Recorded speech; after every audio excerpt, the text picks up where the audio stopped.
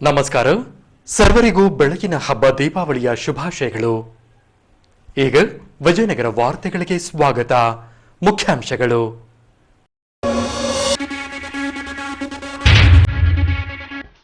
ಕೇದಾರನಾಥದ ಶಂಕರಾಚಾರ್ಯರ ಐಕ್ಯತಾ ಸ್ಥಳದಲ್ಲಿ ದಿನಾಂಕ 5ರಂದು ಪ್ರಧಾನಿಗಳಿಂದ ನಡೆಯಲಿರುವ ವಿಶೇಷ ಪೂಜೆ. ತನ್ನಿಮಿತ್ತ ಬಿಜೆಪಿ ಪಕ್ಷದಿಂದ ಹಂಪಿಯಲ್ಲಿ ನಡೆಯಲಿದೆ ಹೋಮ ಹವನಾದಿಗಳು. ವಿವಿಧ ವಾರ್ಡ್ಗಳಲ್ಲಿ ಮೂಲಭೂತ ಸೌಕರ್ಯ ಒದಗಿಸಿಕೊಡುವಂತೆ ಹೊಸಪೇಟೆ ನಗರಸಭೆಗೆ ಮನವಿ ಸಲ್ಲಿಸಿದ ಡಿವೈಎಫ್ಐ ಸಂಘಟನೆ. ಕೊಂಡನಾಯಕನಹಳ್ಳಿಯಲ್ಲಿ 30 ಲಕ್ಷ ಮೊತ್ತದಲ್ಲಿ ನಿರ್ಮಾಣಗೊಂಡ ಸರ್ಕಾರಿ ಶಾಲೆಯ 3 ಕೊಠಡಿಗಳು.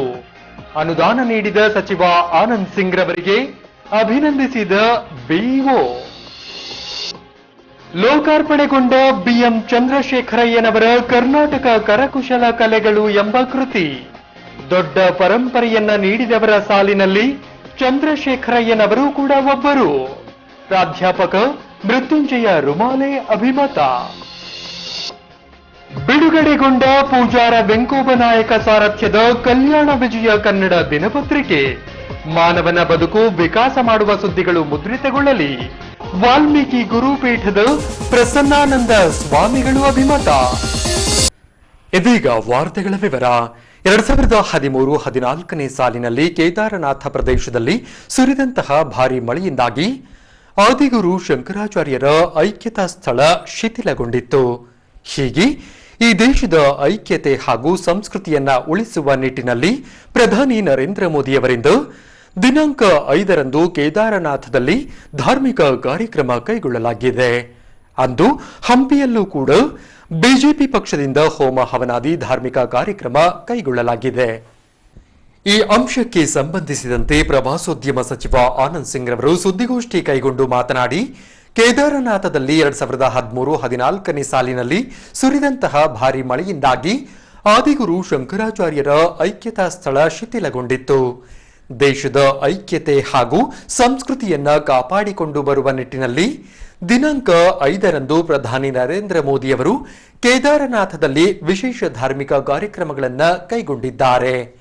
ಈ ಹಿನ್ನೆಲೆಯಲ್ಲಿ ಅಂದಿನ ದಿನ ಹಂಪಿಯ ವಿರೂಪಾಕ್ಷೇಶ್ವರ ದೇಗುಲದ ಮುಂಬದಿಯಲ್ಲಿ ಬಿಜೆಪಿ ಪಕ್ಷದಿಂದ ಬೆಳಗ್ಗೆ 6 ಗಂಟೆಯಿಂದ ಗೋಪೂಜೆಯ ನಂತರ ಹೋಮ ಹವನಾದಿ ನಡೆಸಿ ಈ ನಾಡಿನ ಒಳಿತಿಗಾಗಿ ಪ್ರಾರ್ಥಿಸಲಾಗುವುದು. ಈ ಕುರಿತಾಗಿ ಈಗಾಗಲೇ ಬಿಜೆಪಿ ಪಕ್ಷದ ಕಾರ್ಯಕರ್ತರ ಸಭೆ ನಡೆಸಿ ದಿನಾಂಕ 5ರಂದು ನಡೆಯಲಿರುವ ಕಾರ್ಯಕ್ರಮಗಳ ಕುರಿತು ಸಲಹೆ ಸೂಚನೆ ಪಡೆಯಲಾಗಿದೆ. ಮಹಿಳಾ ಮೋರ್ಚಾದಿಂದ ರಂಗೋಲಿ ಹಾಕಿ ಹಬ್ಬದ ವಾತಾವರಣ ಸೃಷ್ಟಿಸಲಾಗುತ್ತಿದೆ. ಭಕ್ತರ ವೀಕ್ಷಣೆಗೆ ಎಲ್ಇಡಿ ಟಿವಿಯನ್ನ ಅಳವಡಿಸಲಾಗುವುದು. ಹೀಗೆ ದಿನಾಂಕ 5ರಂದು ಭಕ್ತರು ಹಂಪಿಗೆ ಆಗಮಿಸಿ ಧಾರ್ಮಿಕ ಕಾರ್ಯಕ್ರಮಗಳನ್ನು ಯಶಸ್ವಿಗೊಳಿಸಿ ಲೋಕ ಕಲ್ಯಾಣಕ್ಕಾಗಿ ಪ್ರಾರ್ಥಿಸಬೇಕೆಂದು ಸಚಿವರು ಕರೆ ನೀಡಿದ್ದಾರೆ. 2013-14ರಲ್ಲಿ ಈ ಮೇಘ ಸ್ಫೋಟಕ ಭಾರಿ ಮಳೆಯಿಂದ ಕೇದಾರನಾಥ್ನಲ್ಲಿ ಆದಿ ಶಂಕರಾಚಾರ್ಯ ಐಕ್ಯತೆ ಸ್ಥಳವು ಬಹಳಷ್ಟು ಆ ಅನಾಹುತದಲ್ಲಿ ಶಿಥಿಲವಾಗಿತ್ತು. ಆದ್ದರಿಂದ ನಮ್ಮ ಸಂಸ್ಕೃತಿಯನ್ನು ಉಳಿಸೋದಕ್ಕೆ ನಮ್ಮ ದೇಶದ ಪ್ರಧಾನಮಂತ್ರಿಗಳಾದಂಥ ನರೇಂದ್ರ ಮೋದಿಜಿಯವರು 5ನೇ ತಾರೀಕು ಲೋಕಾರ್ಪಣೆ ಮಾಡೋದಕ್ಕೆ ಅವರು ಕೇದಾರನಾಥ್ನಲ್ಲಿ ಚಾಲನೆ ಕೊಡೋದಕ್ಕೆ 5ನೇ ತಾರೀಕು ಮಾಡ್ತಾಯಿದ್ದಾರೆ. ಆದ್ದರಿಂದ ನಾವು ದೇಶಾದ್ಯಂತ ಇಡೀ ದೇಶದಲ್ಲಿ ನಮ್ಮ ಜಿಲ್ಲೆಗಳಲ್ಲಿ ಪ್ರಸಿದ್ಧವಾದಂಥ ಶಿವನ ಮಂದಿರಗಳಲ್ಲಿ ದೇಶದ ಐಕ್ಯತೆಗೆ ಒಳ್ಳೆ ಬೆಳವಣಿಗೆಗೆ ಈ ದೀಪಾವಳಿಯ ಒಂದು ಹಬ್ಬದ ಪ್ರಸಂಗದಲ್ಲಿ ಹೋಮ ಹವನ ನಾವು ಹಂಪಿಯಲ್ಲಿ ಬೆಳಿಗ್ಗೆ 6 ಗಂಟೆಗೆ ನಾವು ದೇಶದ ಪ್ರಧಾನಮಂತ್ರಿಗೂ ಒಳ್ಳೆಯ ಆರೋಗ್ಯ ಆಗಲಿ, ದೇಶದ ಭವಿಷ್ಯನೂ ಒಳ್ಳೆಯದಾಗಲಿ ಅನ್ನೋ ಒಂದು ಉದ್ದೇಶದಿಂದ ಹೋಮ ಹವನಗಳನ್ನು ಇಟ್ಕೊಂಡಿದ್ದೀವಿ. ಬೆಳಿಗ್ಗೆ ಗೋಪೂಜೆನೂ ನಾವು ಹಂಪಿನಲ್ಲಿ ಆ ಒಂದು ಕಾರ್ಯಕ್ರಮ ಪ್ರಾರಂಭ ಆಗೋಕ್ಕಿಂತ ಮುಂಚೆ ಗೋಪೂಜೆಯೂ ಇಟ್ಕೊಂಡಿದ್ವಿ. ಅದರ ಜೊತೆಗೆ 8 ಗಂಟೆಗೆ ವೇದಿಕೆ ಕಾರ್ಯಕ್ರಮ ಇಟ್ಕೊಂಡಿದ್ವಿ. ಆ ವೇದಿಕೆ ಕಾರ್ಯಕ್ರಮದಲ್ಲಿ ಹಂಪಿ ಸ್ವಾಮೀಜಿಯವರ ನೇತೃತ್ವ ಮತ್ತು ಹಂಸಾಗರದ ಸ್ವಾಮೀಜಿಯವರ ನೇತೃತ್ವದಲ್ಲಿ ನಾವು ಆ ಕಾರ್ಯಕ್ರಮವನ್ನು ಹಂಪಿನಲ್ಲಿ ನಾವು ಪ್ರಾರಂಭ ಮಾಡಬೇಕಂತಿದ್ದೀವಿ. ಹೊಸಪೇಟೆ ನಗರಸಭಾ ವ್ಯಾಪ್ತಿಗೆ ಬರುವ 9ನೇ ವಾರ್ಡಿನ ಸಿದ್ದಲಿಂಗಪ್ಪ ಚೌಕಿ, ರಾಜಾಜಿನಗರ ಸೇರಿದಂತೆ 12ನೇ ವಾರ್ಡಿನ ಚಿತ್ತವಾಡ್ಗಿಯಲ್ಲಿನ ನಿವಾಸಿಗರಿಗೆ ಕನಿಷ್ಠ ಮೂಲ ಸೌಕರ್ಯ ಒದಗಿಸಿಕೊಡುವಂತೆ ಡಿವೈಎಫ್ಐ ಸಂಘಟನೆ ನಗರಸಭೆಗೆ ಆಗ್ರಹಿಸಿದೆ. ಹೀಗೆ ಕುಡಿಯುವ ನೀರು, ಚರಂಡಿ ಸ್ವಚ್ಛತೆ, ರಸ್ತೆಗಳ ನಿರ್ಮಾಣ ಸೇರಿದಂತೆ ವಿವಿಧ ಬೇಡಿಕೆಗಳನ್ನು ಈಡೇರಿಸುವಂತೆ ನಗರಸಭೆಗೆ ಮನವಿ ಸಲ್ಲಿಸಿದ್ದಾರೆ. ಈ ಅಂಶಕ್ಕೆ ಸಂಬಂಧಿಸಿದಂತೆ ಹೊಸಪೇಟೆ ನಗರಸಭೆಗೆ ಆಗಮಿಸಿದ ಡಿವೈಎಫ್ಐ ಸಂಘಟನೆಯ ಸಂಘಟಕರು 9 ಹಾಗೂ 12ನೇ ವಾರ್ಡ್ ವ್ಯಾಪ್ತಿಯಲ್ಲಿನ ನಿವಾಸಿಗರಿಗೆ ಕನಿಷ್ಠ ಮೂಲಭೂತ ಸೌಕರ್ಯಗಳನ್ನು ಒದಗಿಸಿಕೊಡುವಂತೆ ಆಗ್ರಹಿಸಿ ಇಲ್ಲಿನ ಇಂಜಿನಿಯರ್ ಮನ್ಸೂರ್ ರವರಿಗೆ ಮನವಿ ಅರ್ಪಿಸಿದ್ದಾರೆ. 9ನೇ ವಾರ್ಡ್ ಸಿದ್ದಲಿಂಗಪ್ಪ ಚೌಕಿ ಹಾಗೂ ರಾಜಾಜಿನಗರದಲ್ಲಿ ಕುಡಿಯುವ ನೀರು, ಚರಂಡಿ ಸ್ವಚ್ಛತೆ, ರಸ್ತೆ ದುರಸ್ತಿ, ಬೀದಿ ದೀಪಗಳ ಅಳವಡಿಕೆ ಸೇರಿದಂತೆ ಯುಜಿಡಿ ಕಾಮಗಾರಿಯನ್ನ ವೈಜ್ಞಾನಿಕವಾಗಿ ಮಾಡಬೇಕೆಂದು ಒತ್ತಾಯಿಸಿದ್ದಾರೆ. ಅದೇ ರೀತಿ 12ನೇ ವಾರ್ಡ್ ಚಿತ್ತವಾಡ್ಗಿ ಬ್ಲಾಕ್ ಆಗಿರುವ ಚರಂಡಿಯಿಂದ ಇನ್ನೊಂದು ಚರಂಡಿಗೆ ಸಿಮೆಂಟ್ ಪೈಪ್ಲೈನ್ ಅಳವಡಿಸಬೇಕು. ಹಾಗೇನೆ 7-8 ವರ್ಷಗಳ ಹಿಂದೆ ಹಾಕಿದ್ದ ಬೋರ್ವೆಲ್ ಕಳೆದ 2 ವರ್ಷಗಳಿಂದ ತನ್ನ ಕಾರ್ಯವನ್ನ ಸ್ಥಗಿತಗೊಳಿಸಿದೆ.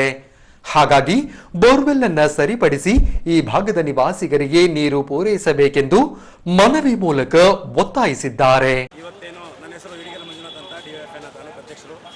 ಇವತ್ತೇನು ನಾವು ಹೋರಾಟ ಮಾಡ್ತಾ ಇದ್ದೇವೆ 9ನೇ ವಾರ್ಡ್ ಹಾಗೂ ಚಿತ್ತವಾಡ್ಗಿಯ 12ನೇ ವಾರ್ಡ್ ಆದಂತಹ ಆ ಏರಿಯಾದಲ್ಲಿರ್ತಕ್ಕಂಥ ಮೂಲಭೂತ ಸಮಸ್ಯೆಗಳ ಚರಂಡಿ ನೀರು, ಕುಡಿಯುವ ನೀರು ಹಾಗೂ ಅಲ್ಲಿರ್ತಕ್ಕಂಥ ಚರಂಡಿ ಮೇಲೆ ಸ್ಲ್ಯಾಬ್ ನಿರ್ಮಾಣ ಮಾಡದೇ ಇರೋದು, ರಸ್ತೆಗಳಾಗಿರ್ಬೋದು, ಅಶುದ್ಧವಾದ ನೀರನ್ನು ಕುಡಿದು ವಾಂತಿ ಭೇದಿಯಂಥ ಪ್ರಕರಣಗಳು ಜಾಸ್ತಿ ಆಗ್ತಾ ಇವೆ. ಅಲ್ಲಿರ್ತಕ್ಕಂಥ ರಸ್ತೆಗಳು, ಚರಂಡಿಗಳು, ಈಜುಡಿ ಕೆಲಸಗಳು ಸರಿಯೇ ಆಗದೇ ಅವರು ವೃದ್ಧರು, ಮಕ್ಕಳು ತಿರುಗಾಡಿ ಕೈಕಾಲು ಮುಗಿದುವಂಥ ವ್ಯವಸ್ಥೆಗಳಿವೆ. ಇಲ್ಲಿ 9ನೇ ವಾರ್ಡಿಗೆ ನಾವು ನಮ್ಮನ್ನೇ ಮೆಂಬರ್ಶಿಪ್ಗೆ ಹೋದಾಗ ನೋಡಿದ್ದೇವೆ, ಚರಂಡಿಗಳು ನೀರಲ್ಲಿ ನಿಂತು ಸೊಳ್ಳೆಗಳು ಉತ್ಪತ್ತಿಯಾಗಿದೆ, ಮಲೇರಿಯಾ, ಡೆಂಗು ಹರಡಿ ಆಮೇಲೆ ಅಲ್ಲಿ ಈಜುಡಿ ಕೆಲಸ ಸರಿಯಾಗಿ ಆಗದೇ ಯಜ್ಞಗಳು ರಸ್ತೆಯಲ್ಲೇ ಬಿದ್ದು ಅದು ಆರೋಗ್ಯ ಕೆಡುವಂಥ ಸ್ಥಿತಿಗಳಿವೆ. ಎಷ್ಟೋ ಬಾರಿ ಮನವಿ ನೀಡಿದರೂ ಕೂಡ ಈ ಮುನ್ಸಿಪಾಲಿಟಿಯವರು ಅದನ್ನು ಪರಿಗಣಿಸಿಲ್ಲ. ಹಾಗಾಗಿ ನಾವು ಇವತ್ತೇನು ಎಚ್ಚರಿಕೆಯ ಮನವಿಯನ್ನು ನಾವು ಮುನ್ಸಿಪಾಲಿಟಿಗೆ ನೀಡಿ ಅಲ್ಲಿರ್ತಕ್ಕಂಥ ಚರಂಡಿ ಆಗಿರ್ಬೋದು, ಆಮೇಲೆ ನೀರಿಂದೇ ಆಗಿರ್ಬೋದು, ರಸ್ತೆದೇ ಆಗಿರ್ಬೋದು, ಅಥವಾ ಚಿತ್ತವಾಡಿಯಲ್ಲಿ ಕೂಡ ಇದೇ ರೀತಿ ಇದೆ. ಅಲ್ಲಿ ಚರಂಡಿ ನೀರು, ರಸ್ತೆ, ಆಮೇಲೆ ಬೋರ್ವೆಲ್ ಪಂಪ್, ಬೋರಿಂಗ್ ಕೆಟ್ಟು ಹೋಗ್ಬಿಟ್ಟು 5-6 ವರ್ಷಗಳಿಂದ ಮನವಿ ನೀಡಿದ ಕೂಡ ಮೊನ್ನೆ ನಾವು ಕಳೆದ 2 ತಿಂಗಳಿಂದ ಕೂಡ ಮನವಿ ನೀಡಿದ್ದೆ ಕಮಿಷನರ್ ಅವರಿಗೆ. ಸಭೆ ಕೂಡ ಮಾಡಿದ್ರು, ಇಲ್ಲ ಕೆಲವೊಂದು ತಿಂಗಳಲ್ಲಿ ನಾವು ಬಗೆಹರಿಸ್ತೇನೆ ಅಂತ ಕೂಡ ಹೇಳಿದ್ರು. ಇದುವರೆಗೂ ಕೂಡ ಯಾವುದೂ ಕೂಡ ಈ ಕೆಲಸ ಆಗಿಲ್ಲ. ಹಾಗಾಗಿ ಇನ್ನು ನಾವು ಈ ಒಂದು ವಾರಗಳ ಕಾಲ ನೀಡ್ತಾ ಇದ್ದೇವೆ. ಒಂದು ವಾರಗಳಲ್ಲಿ ಅಲ್ಲಿರ್ತಕ್ಕಂಥ ಚರಂಡಿಗಳು ಸಮಸ್ಯೆಗಳಾಗಿರ್ಬೋದು, ನೀರಿಂದ ಯಾವುದೇ ಮೂಲಭೂತ ಸೌಕರ್ಯಗಳಾದ ಯಾವುದೇ ಸಮಸ್ಯೆ ಆಗಿರೋ ಬಗೆಹರಿಸ್ತಾ ಇದ್ದರೆ ನಾವು ಉಗ್ರವಾದ ಹೋರಾಟವನ್ನು ಮಾಡ್ತೇವೆ ಅಂತ ಹೇಳಿ ನನ್ನ ಮಾತುಗಳನ್ನು ಮುಗಿಸ್ತೇನೆ. ಇನ್ಕಿಲಾಬ್ ಜಿಂದಾಬಾದ್. ಕೊಂಡನಾಯಕನಹಳ್ಳಿಯ ಸರ್ಕಾರಿ ಹಿರಿಯ ಪ್ರಾಥಮಿಕ ಶಾಲೆಯಲ್ಲಿ ಹೆಚ್ಚುವರಿ 3 ಕೊಠಡಿಗಳ ನಿರ್ಮಾಣಕ್ಕಾಗಿ 30 ಲಕ್ಷ ಮೊತ್ತದ ಅನುದಾನ ಒದಗಿಸಲಾಗಿತ್ತು. ಈ ಹಿನ್ನೆಲೆ ಕೊಠಡಿಗಳ ಕಾಮಗಾರಿ ಪೂರ್ಣಗೊಂಡಿದ್ದು, ಸಚಿವ ಆನಂದ್ ಸಿಂಗ್ ರವರ ಸೂಚನೆ ಮೇರೆಗೆ ನೂತನ ಕೊಠಡಿಗಳನ್ನು ವಿದ್ಯಾರ್ಥಿಗಳ ವಿದ್ಯಾರ್ಜನೆಗೆ ಲೋಕಾರ್ಪಣೆಗೊಳಿಸಲಾಯಿತು. ಹೌದು, ಹಂಪಿ ರಸ್ತೆ ಕೊಂಡನಾಯಕನಹಳ್ಳಿಯ ಸರ್ಕಾರಿ ಹಿರಿಯ ಪ್ರಾಥಮಿಕ ಶಾಲೆಗೆ ಹೆಚ್ಚುವರಿ 3 ಕೊಠಡಿಗಳನ್ನು ನಿರ್ಮಿಸಿಕೊಡಲಾಗಿದೆ. ಈ ಭಾಗವಾಗಿ ಸಚಿವ ಆನಂದ್ ಸಿಂಗ್ ರವರ ಸೂಚನೆ ಮೇರೆಗೆ ಬಿಇಒ ಸುನಂದ್, ಸಮಾಜ ಸೇವಕ ಧರ್ಮೇಂದ್ರ ಸಿಂಗ್, ಶಾಲಾ ಆಡಳಿತ ಮಂಡಳಿಯಿಂದ ಪೂಜೆ ಸಲ್ಲಿಸಿ ವಿನೂತನವಾಗಿ ನಿರ್ಮಿಸಿದ ಸುಸಜ್ಜಿತ 3 ಕೊಠಡಿಗಳನ್ನು ಉದ್ಘಾಟಿಸಲಾಯಿತು. 2019-20ನೇ ಸಾಲಿನ ಸಚಿವರಿಂದ 30 ಲಕ್ಷ ಅನುದಾನ ನೀಡಲಾಗಿತ್ತು. ಈ ಭಾಗವಾಗಿ 3 ಹೆಚ್ಚುವರಿ ಕೊಠಡಿಗಳನ್ನು ನಿರ್ಮಿಸಲಾಗಿದೆ. ಸರ್ಕಾರಿ ಶಾಲಾ ಅಭಿವೃದ್ಧಿಗಾಗಿ ಸಚಿವರು ಸಾಕಷ್ಟು ಅನುದಾನ ಒದಗಿಸುತ್ತಿದ್ದಾರೆ. ಇವರ ಸಹಕಾರ ಇದೇ ರೀತಿ ಮುಂದುವರೆದಲ್ಲಿ ಸರ್ಕಾರಿ ಶಾಲೆಗಳಲ್ಲಿ ಮಕ್ಕಳ ಹಾಜರಾತಿ ಸಂಖ್ಯೆ ಹೆಚ್ಚಾಗಲಿದೆ ಎಂದು ಬಿಇಒ ಸುನಂದ ತಿಳಿಸಿದ್ದಾರೆ. ಕಾರ್ಯಕ್ರಮಗಳು ಸ್ಟಾರ್ಟ್ ಆಗಿ ಸುಮಾರು 1.5 ವರ್ಷ ಮೇಲೆ ಆಗಿದೆ. ಇದೇ ಪ್ರಥಮವಾಗಿ ಮುಖ್ಯೋಪಾಧ್ಯಾಯರು ಒಂದು ಕೊಠಡಿಗಳ ಉದ್ಘಾಟನಾ ಸಮಾರಂಭದಲ್ಲಿ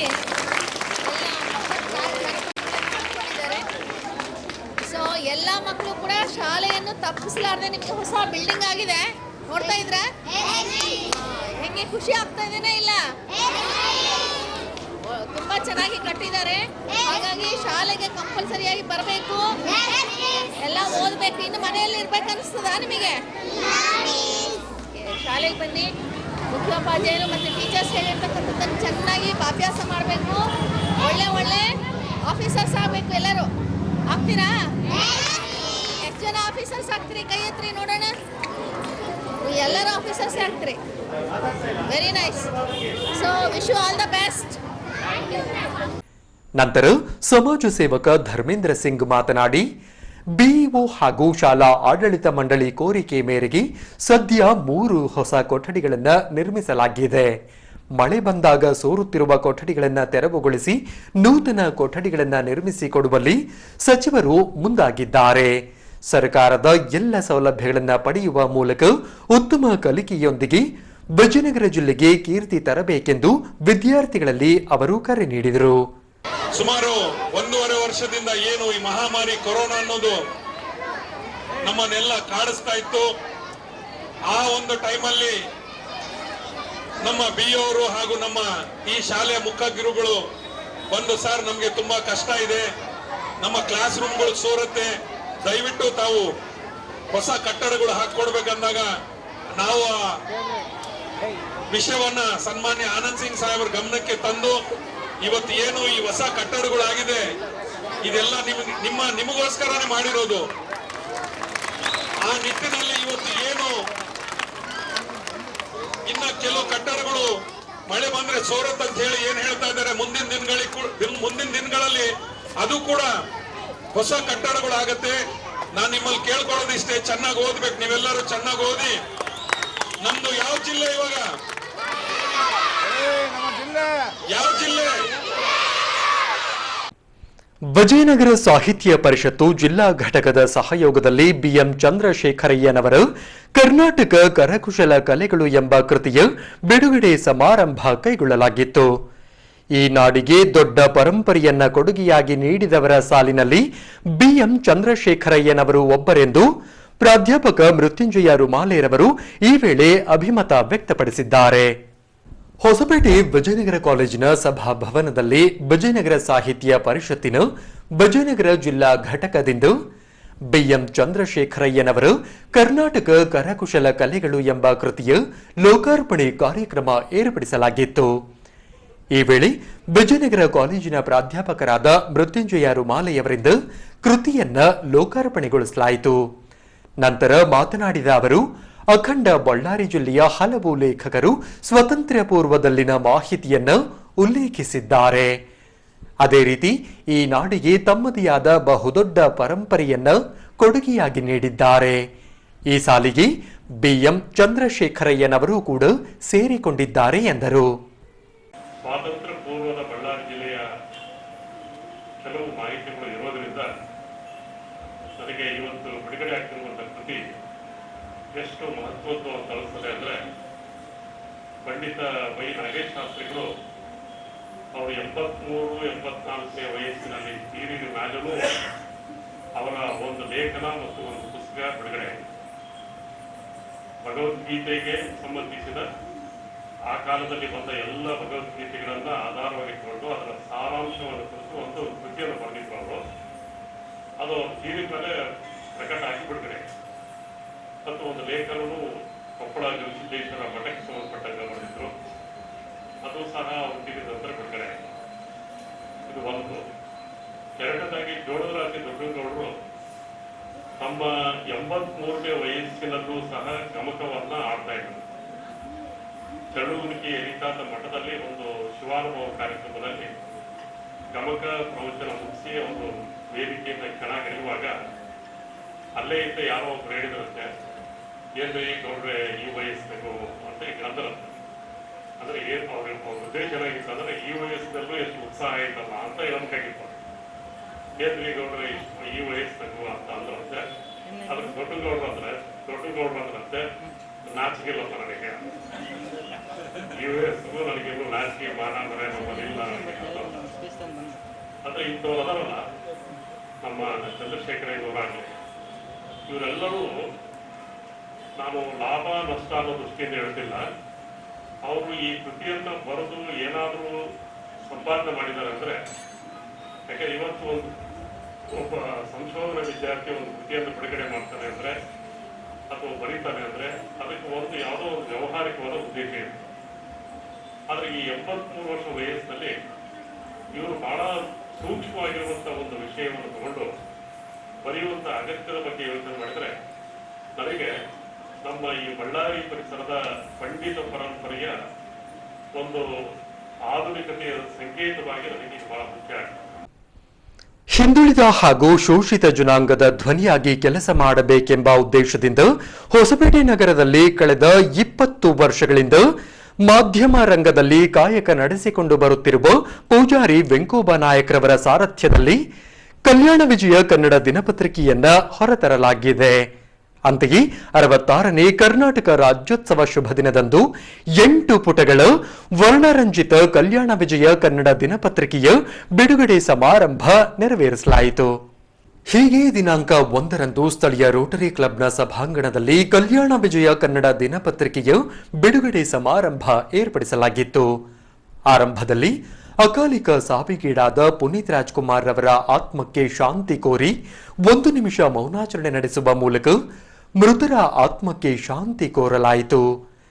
ನಂತರ ರಾಜನಹಳ್ಳಿ ವಾಲ್ಮೀಕಿ ಗುರುಪೀಠದ ಪ್ರಸನ್ನಾನಂದ ಸ್ವಾಮಿಗಳು ಸೇರಿದಂತೆ ಪ್ರವಾಸೋದ್ಯಮ ಸಚಿವ ಆನಂದ್ ಸಿಂಗ್ ರವರಿಂದ ದೀಪ ಬೆಳಗಿಸಿದ ಬಳಿಕ ಪೂಜಾರಿ ವೆಂಕೋಬ ನಾಯಕ ಸಾರಥ್ಯದ ಕಲ್ಯಾಣ ವಿಜಯ ಕನ್ನಡ ದಿನಪತ್ರಿಕೆಯನ್ನು ಬಿಡುಗಡೆಗೊಳಿಸಲಾಯಿತು. ಈ ವೇಳೆ ಪ್ರವಾಸೋದ್ಯಮ ಸಚಿವ ಆನಂದ್ ಸಿಂಗ್ ರವರು ಮಾತನಾಡಿ, ಜನಪ್ರತಿನಿಧಿಗಳು ತಪ್ಪುದಾರಿಯತ್ತ ನಡೆದಾಗ ಅವರಿಗೆ ಎಚ್ಚರಿಕೆ ನೀಡುವ ಕೆಲಸವನ್ನು ಪತ್ರಿಕೆಗಳು ಮಾಡಬೇಕು, ಮಾಡುತ್ತಲೇ ಇವೆ. ಕ್ರೂರಿ ಕೊರೋನಾ ಸಂದಿಗ್ಧ ಪರಿಸ್ಥಿತಿ ಸೇರಿದಂತೆ ಸ್ಪರ್ಧಾತ್ಮಕ ಯುಗದಲ್ಲಿ ಒಂದು ಪತ್ರಿಕೆಯನ್ನು ಹೊರತರುವುದು ಸುಲಭದ ಮಾತಲ್ಲ. ಕೆಳಮಟ್ಟದಿಂದ ಬೆಳೆದ ವೆಂಕಿಯವರು ಸಾಮಾಜಿಕ ಕಳಕಳಿ ಹೊಂದುವ ಮೂಲಕ ಇಂದು ಕಲ್ಯಾಣ ವಿಜಯ ಕನ್ನಡ ದಿನಪತ್ರಿಕೆಯನ್ನ ಹೊರತಂದಿರುವುದು ಇದೊಂದು ಸಾಹಸವೇ ಸರಿ. ಕೆಲವು ಕಾಣದ ಕೈಗಳು ಅಥವಾ ಗುಳ್ಳೆ ನರಿಗಳು ಸುಳ್ಳು ಸುದ್ದಿಗಳ ಮಾಹಿತಿ ನೀಡುತ್ತಾರೆ. ಅಂಥವರಿಂದ ಮಾಧ್ಯಮ ಮಿತ್ರರು ಜಾಗರೂಕರಾಗಿರಬೇಕೆಂದು ಪತ್ರಿಕೆಗೆ ಶುಭ ಹಾರೈಸಿದರು. ಮಾಧ್ಯಮದ ಕೆಲಸ ಏನಂದ್ರೆ, ಯಾರೇ ಜನಪ್ರತಿನಿಧಿ ಆಗಿರಲಿ, ತಪ್ಪು ದಾರಿಗೆ ಹೋಗಬೇಕಾದಾಗ, ಸಮಾಜವನ್ನು ತಪ್ಪು ದಾರಿಗೆ ಹೋಗಬೇಕಾದಾಗ ಎಚ್ಚರಿಕೆಯನ್ನು ಕೊಡುವಂಥ ಕೆಲಸ ಮಾಧ್ಯಮದವರು ಮಾಡ್ತಾ ಇದ್ದಾರೆ. ಈಗ ವೆಂಕೋಬ ನಾಯಕ್ ಮತ್ತು ಯಾರ್ಯಾರು ಒಟ್ಟಾಗಿ ಸೇರಿಕೊಂಡು ಈ ಒಂದು ಕಲ್ಯಾಣ ವಿಜಯ ಅಂತೇಳಿ ಮಾಧ್ಯಮದ ದಿನಪತ್ರಿಕೆ ಪ್ರಾರಂಭ ಮಾಡಿದ್ದಾರೆ. ನಾನು ಈ ಸಂದರ್ಭದಲ್ಲಿ ಅವರಿಗೆ ಶುಭವನ್ನು ಕೋರುತ್ತೇನೆ. ಯಾಕಂದರೆ ಒಂದು ಪತ್ರಿಕೆ ನಡೆಸಬೇಕಂದಾಗ ಅಷ್ಟು ಸುಲಭನೂ ಅಲ್ಲ. ಈ ಒಂದು ಕಾಂಪಿಟೇಷನ್ನಿನ ಪ್ರಪಂಚದಲ್ಲಿ ಬಹಳಷ್ಟು ಕಷ್ಟಪಟ್ಟು ಈ ಒಂದು ಕಾಂಪಿಟೇಷನ್ನಲ್ಲಿ ಒಂದು ಪತ್ರಿಕೆ ನಡೆಸೋದಕ್ಕೆ ಪರಮಾತ್ಮ ಪಂಪ ವಿರೂಪಾಕ್ಷ ಅವರಿಗೆ ಶಕ್ತಿ ಕೊಡಲಿ, ಒಳ್ಳೆಯ ಭವಿಷ್ಯ ಕೊಡಲಿ ಅನ್ನೋ ಒಂದು ಮಾತನ್ನ ಈ ಸಂದರ್ಭದಲ್ಲಿ ಹೇಳಲು ಇಚ್ಛೆ ಪಡ್ತಾರೆ. ಅದರ ಜೊತೆಗೆ ಮಾಧ್ಯಮದ ಮಿತ್ರರಲ್ಲಿ ನಾನು ಒಂದು ಮನವಿ ಮಾಡಿಕೊಂಡೆ. ಈಗ ಸಮಾಜದಲ್ಲಿ ಏನಾಗಿದೆ ಅಂದರೆ, ಮಾಧ್ಯಮವನ್ನ ಒಂದು ಆಯುಧವಾಗಿ ಉಪಯೋಗ ಮಾಡಿಕೊಳ್ಳುವಂಥ ಕೆಲವು ದುಷ್ಟಶಕ್ತಿಗಳು ಇವೆ. ಈ ಗುಳ್ಳೆ ನರಿಗಳ ವೇಷ ಹಾಕಿಕೊಂಡು ಅವರ ಹೆಗಲ ಮೇಲೆ ಇಟ್ಟು ಮಾಧ್ಯಮಕ್ಕೆ ದಾರಿ ತಪ್ಪಿಸುವಂಥ ಕೆಲಸ ಮಾಡೋದು ಇದ್ದಾರೆ.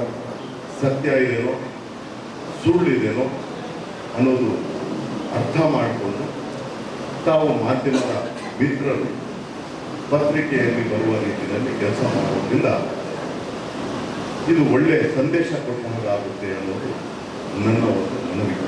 ಮಾಧ್ಯಮದ ಮಿತ್ರರ ಮುಖಾಂತರ ಈ ರೀತಿ ಕೆಟ್ಟ ಕೆಲಸಕ್ಕೆ ಕೈ ಹಾಕಂತ ಜನರು ಈ ಸಮಾಜದಲ್ಲಿದ್ದಾರೆ.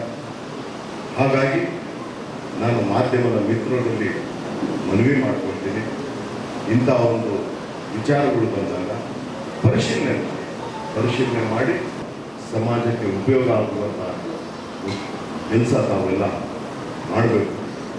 ಹಾಗಾಗಿ ನಾನು ವೆಂಕಿಗೆ ಈ ಸಂದರ್ಭದಲ್ಲಿ ನಾನು ಅವರಿಗೆ ಶುಭವನ್ನು ಕೋರ್ತೇನೆ.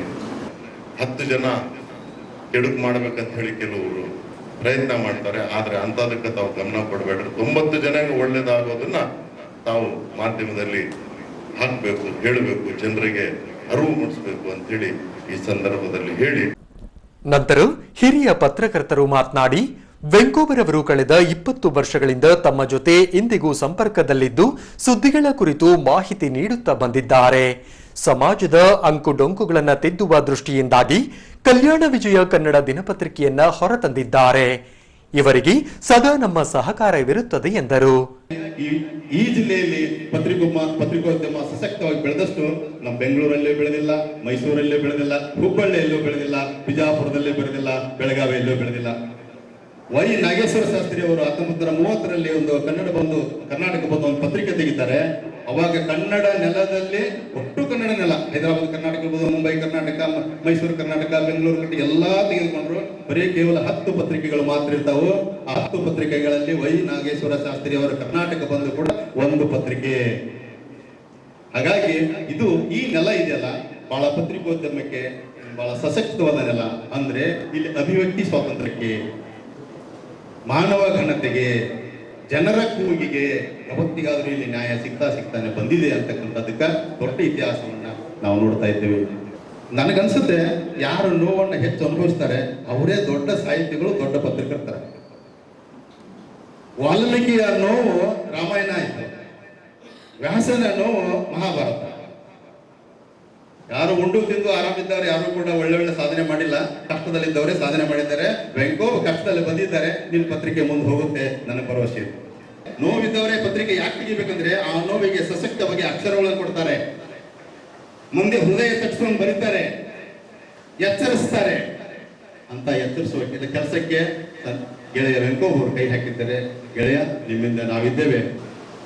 ಸರ್ಕಾರದ ಮಾಧ್ಯಮ ಪಟ್ಟಿಯಲ್ಲಿ ಇದ್ದರೆ ಮಾತ್ರ ಇದಕ್ಕೆ ಬರಬೇಕಾದ ಸೌಲಭ್ಯಗಳು, ಜಾಹೀರಾತು ಬಿಡುಗಡೆಯಾಗಿ ಈ ಪತ್ರಿಕೆ ನಡೆಯೋದು ಸಾಧ್ಯ ಆಗುತ್ತೆ. ಈ ನಿಟ್ಟಿನಲ್ಲಿ ಪತ್ರಿಕೆ ಆರಂಭಿಸುವ ಜೊತೆಗೆ ಇದನ್ನ ಸರ್ಕಾರದ ಮಾಧ್ಯಮ ಪಟ್ಟಿಯಲ್ಲಿ ತರುವ ಪ್ರಯತ್ನವನ್ನ ಮಾಡಲೇಬೇಕು. ಇಲ್ಲ ನಾನು ಬರೇ ಪತ್ರಿಕೆ ನಡೆಸ್ತೀನಿ, ಸಹಾಯ ಸಹಕಾರ ಅದ್ರ ಮೂಲಕ ಪತ್ರಿಕೆ ನೀಡಲ್ಲ. ಸರ್ಕಾರದ ಮಾಧ್ಯಮ ಪಟ್ಟಿಯಲ್ಲಿ ಹೋದ್ರೆ ಮಾತ್ರ ಇದಕ್ಕೆ ರೆಕಗ್ನೈಸ್ ಆಗುತ್ತೆ. ಈ ನಿಟ್ಟಿನಲ್ಲಿ ಸಹೋದರ ವೆಂಕೋಬ್ ನಾಯಕ ಸರ್ಕಾರದ ಮಾಧ್ಯಮ ಪಟ್ಟಿಯಲ್ಲಿ ಹೋಗಕ್ಕೆ ಅವ್ರಿಗೆ ಏನೇನು ಸಲಹೆ ಮಾರ್ಗದರ್ಶನ ಬೇಕು ನಾನು ಅದನ್ನ ನೀಡಲು ಸದಾ ಸಿದ್ಧನಿದ್ದೇನೆ.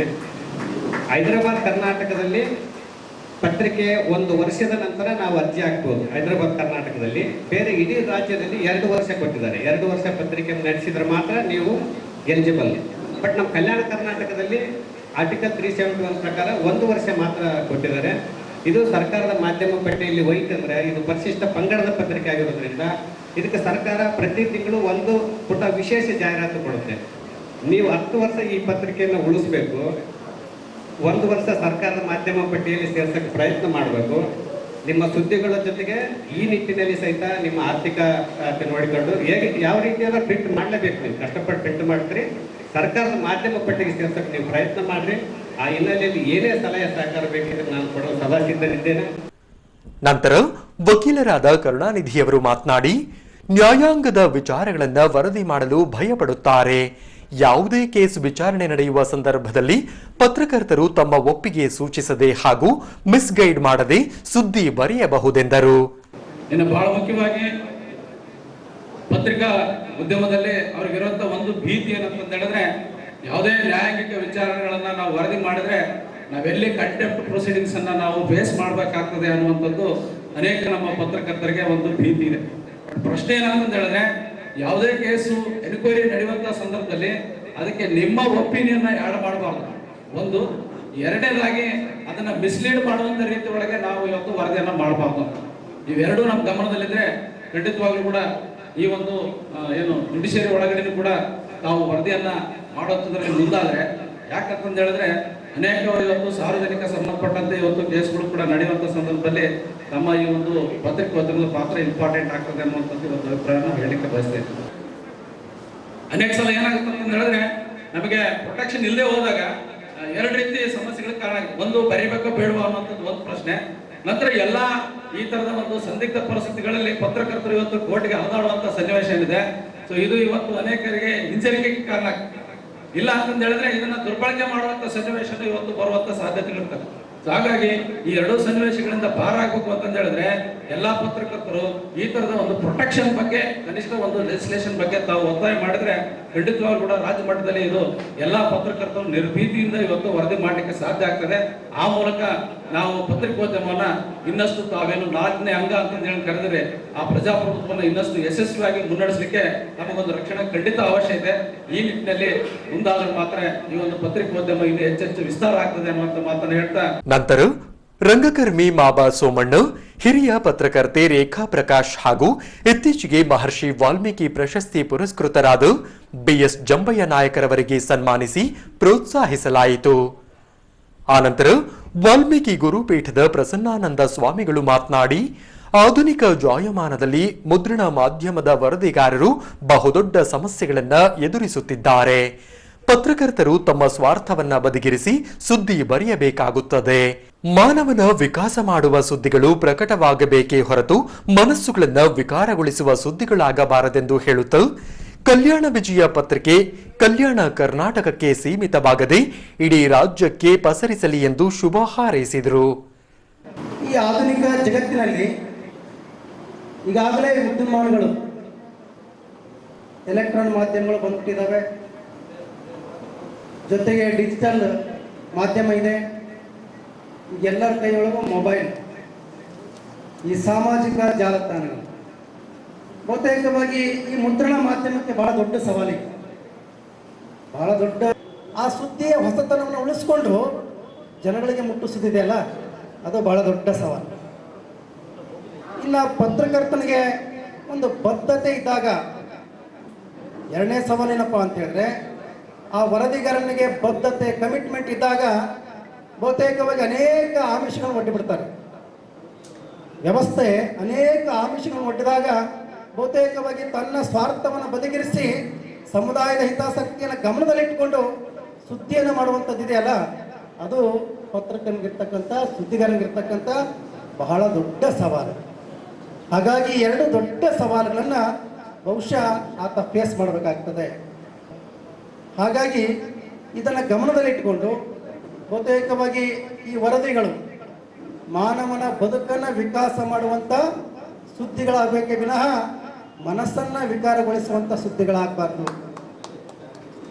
ವೆಂಕೋಬ ನಾಯಕು ಬಹುತೇಕವಾಗಿ 6ನೇ ವಯಸ್ಸಿನಿಂದ ಸೈಕಲ್ ಮೇಲೆ ಮನೆ ಮನೆಗೆಲ್ಲ ಪತ್ರಿಕೆ ಹಾಕಿ ತನ್ನ 10ನೇ ಕ್ಲಾಸ್ ಮುಗಿದ ಮೇಲೆ ಅವನು ಛಾಯಾಗ್ರಾಹಕನಾಗಿ, ಒಬ್ಬ ಫೋಟೋಗ್ರಾಫರ್ನಾಗಿ, ನಂತರ ಕಳೆದ 20 ವರ್ಷ, 2 ದಶಕಗಳ ಕಾಲ ಏನು ಕನ್ನಡ ನಾಡು ಅನ್ನುವಂಥ ಪತ್ರಿಕೆಯ ವರದಿಗಾರನಾಗಿ ಇವತ್ತು ಒಂದು ಪತ್ರಿಕೆಯ ಮಾಲೀಕನಾಗಿದ್ದಾನಂತಂದರೆ ಅದರ ಹಿಂದೆ ಬಹುತೇಕವಾಗಿ 2 ದಶಕಗಳ ಒಂದು ಶ್ರಮ ಇದೆ ಅನ್ನುವಂಥದ್ದು.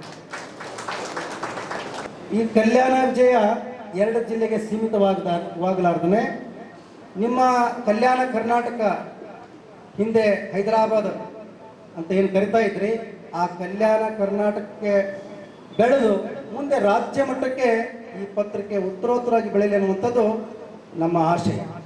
ನಂತರ ಪೂಜಾರಿ ವೆಂಕೋಬ ನಾಯಕರವರಿಗೆ ಸನ್ಮಾನಿಸಿ ಪ್ರೋತ್ಸಾಹಿಸಲಾಯಿತು.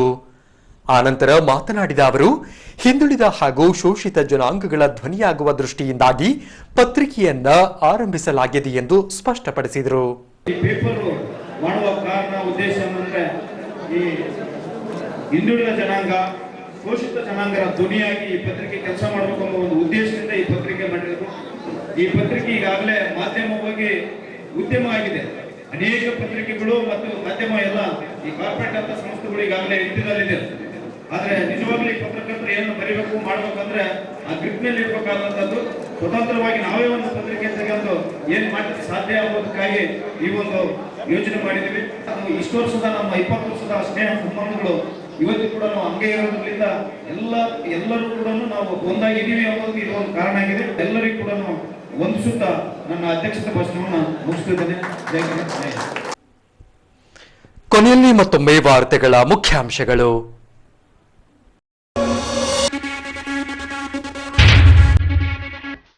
ಕೇದಾರನಾಥದ ಶಂಕರಾಚಾರ್ಯರ ಐಕ್ಯತಾ ಸ್ಥಳದಲ್ಲಿ ದಿನಾಂಕ 5ರಂದು ಪ್ರಧಾನಿಗಳಿಂದ ನಡೆಯಲಿರುವ ವಿಶೇಷ ಪೂಜೆ. ತನ್ನಿಮಿತ್ಯ ಬಿಜೆಪಿ ಪಕ್ಷದಿಂದ ಹಂಪಿಯಲ್ಲಿ ನಡೆಯಲಿದೆ ಹೋಮ ಹವನಾದಿಗಳು. ವಿವಿಧ ವಾರ್ಡ್ಗಳಲ್ಲಿ ಮೂಲಭೂತ ಸೌಕರ್ಯ ಒದಗಿಸಿಕೊಡುವಂತೆ ಹೊಸಪೇಟೆ ನಗರಸಭೆಗೆ ಮನವಿ ಸಲ್ಲಿಸಿದ ಡಿವೈಎಫ್ಐ ಸಂಘಟನೆ. ಕೊಂಡನಾಯಕನಹಳ್ಳಿಯಲ್ಲಿ 30 ಲಕ್ಷ ಮೊತ್ತದಲ್ಲಿ ನಿರ್ಮಾಣಗೊಂಡ ಸರ್ಕಾರಿ ಶಾಲೆಯ 3 ಕೊಠಡಿಗಳು. ಅನುದಾನ ನೀಡಿದ ಸಚಿವ ಆನಂದ್ ಸಿಂಗ್ ರವರಿಗೆ ಅಭಿನಂದಿಸಿದ ಬಿಇಒ. ಲೋಕಾರ್ಪಣೆಗೊಂಡ ಬಿಎಂ ಚಂದ್ರಶೇಖರಯ್ಯನವರ ಕರ್ನಾಟಕ ಕರಕುಶಲ ಕಲೆಗಳು ಎಂಬ ಕೃತಿ. ದೊಡ್ಡ ಪರಂಪರೆಯನ್ನ ನೀಡಿದವರ ಸಾಲಿನಲ್ಲಿ ಚಂದ್ರಶೇಖರಯ್ಯನವರು ಕೂಡ ಒಬ್ಬರು. ಪ್ರಾಧ್ಯಾಪಕ ಮೃತ್ಯುಂಜಯ ರುಮಾಲೆ ಅಭಿಮತ. ಬಿಡುಗಡೆಗೊಂಡ ಪೂಜಾರ ವೆಂಕೋಬನಾಯಕ ಸಾರಥ್ಯದ ಕಲ್ಯಾಣ ವಿಜಯ ಕನ್ನಡ ದಿನಪತ್ರಿಕೆ. ಮಾನವನ ಬದುಕು ವಿಕಾಸ ಮಾಡುವ ಸುದ್ದಿಗಳು ಮುದ್ರಿತಗೊಳ್ಳಲಿ. ವಾಲ್ಮೀಕಿ ಗುರುಪೀಠದ ಪ್ರಸನ್ನಾನಂದ ಸ್ವಾಮಿಗಳು ಅಭಿಮತ. ಇದರೊಂದಿಗೆ ನಮ್ಮ ಈ ವಾರ್ತಾ ಪ್ರಸಾರ ಮುಕ್ತಾಯವಾಯಿತು. ಸ್ಥಳೀಯ ಪ್ರಮುಖ ಸುದ್ದಿಗಳಿಗಾಗಿ ನೋಡ್ತಾ ಇರಿ ವಿಜಯನಗರ ಸುದ್ದಿವಾಹಿನಿ. ಮುಂದಿನ ವಾರ್ತಾ ಸಂಚಿಕೆಯಲ್ಲಿ ಮತ್ತೆ ಭೇಟಿಯಾಗೋಣ. ಅಲ್ಲಿವರೆಗೂ ನಮಸ್ಕಾರ.